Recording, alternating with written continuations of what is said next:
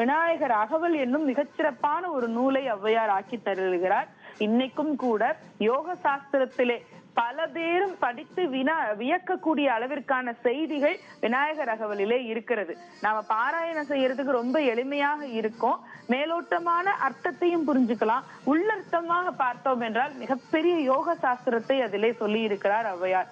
சீதக்களப செந்தாமரைப்பும் பாதச்சிலம்பும் பல இசை பாட பொன்னரை ஞானம் பூந்துகில் ஆடையும் வண்ணமருங்கில் வளர்ந்தழகரிப்ப வேழை வயிறும் பெரும்பாரக்கோடும் வேழ முகமும் விலங்கு சிந்தூரமும் அஞ்சுகரமும் அங்குச பாசமும் நெஞ்சில் குடிகொண்ட நீல மேனியும் என்று அப்படியே அந்த பாடல் நீண்டு போய்கொண்டே இருக்கிறது. பெருமக்களே, விநாயகருடைய அந்த வடிவங்கள், அந்த தோற்றம், நைவேதன பொருட்கள் எப்படி நைவேத்தியம் செய்ய வேண்டும், வழிபாடு செய்ய வேண்டும், இதையெல்லாம் நாம நிறைய சிந்திச்சோம். விநாயகருடைய அக வழிபாடு அது மட்டும் இல்ல, என்னைக்கெல்லாம் விரதம் இருந்தால் விநாயகருடைய அருளை அதிகமாக பெறலாம்.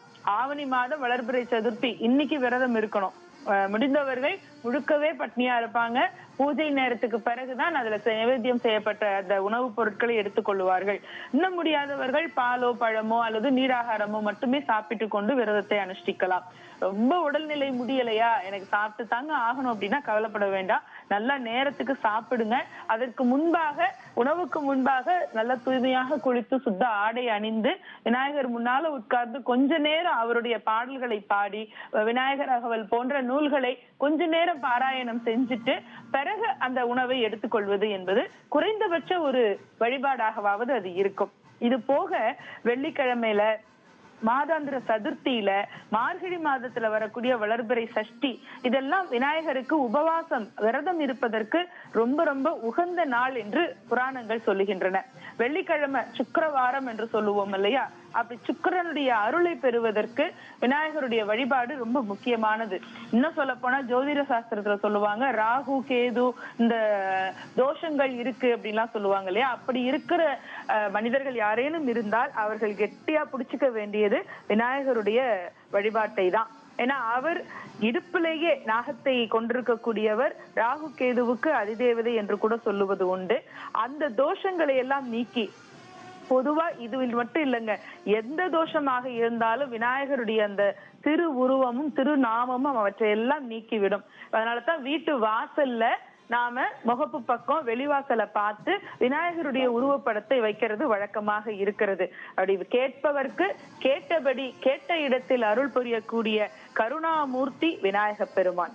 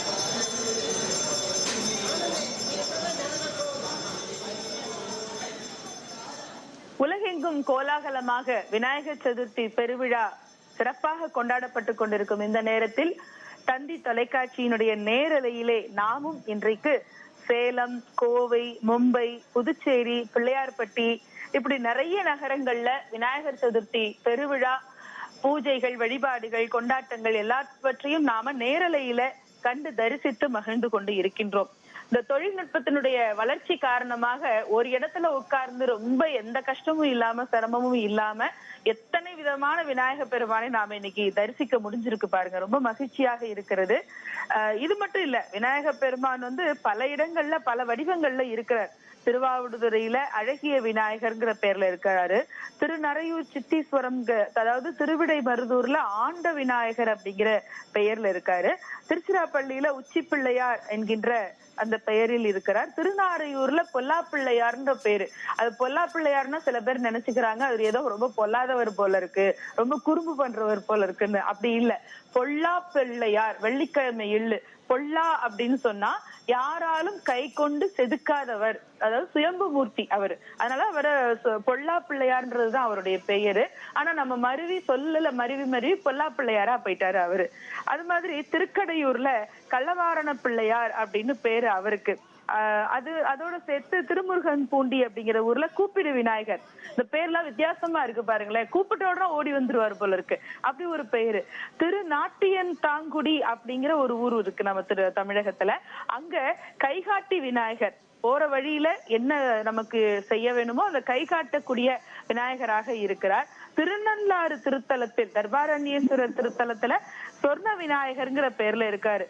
பிள்ளையார்பட்டியில கற்பக விநாயகர் என்கின்ற திருப்பெயர். இப்படி எத்தனை திருநாமங்களில் இருந்தாலும் விநாயகப் பெருமானுடைய அந்த திருநாமம் விக்னங்கள் நீக்கக்கூடிய விநாயகராக, காரிய சித்திகள் தரக்கூடிய விநாயகப் பெருமானாக, நமக்கு எல்லா வகையிலும் மிகப்பெரிய அருள் செய்யக்கூடிய கருணாமூர்த்தியாக இருக்கும் விநாயகப் பெருமானுடைய இந்த நல்ல சதுர்த்தி நாளிலே எல்லோரும் எல்லா நலமும் வளமும் பெற வேண்டுமாய் வேண்டிக் கொண்டு, களியானை கன்றை கணபதியை செம்பொன் ஒளியானை பாரோர்க்கு உதவும் அழியானை கண்ணுவதும் கைத்தலங்கள் கூப்புவதும் மற்றவன் தாள் நண்ணுவதும் நல்லார் கடன் என்று சொல்லி விநாயகருடைய வழிபாட்டோடு இந்த நேரலையை நிறைவு செய்கிறோம். நன்றி, வணக்கம்.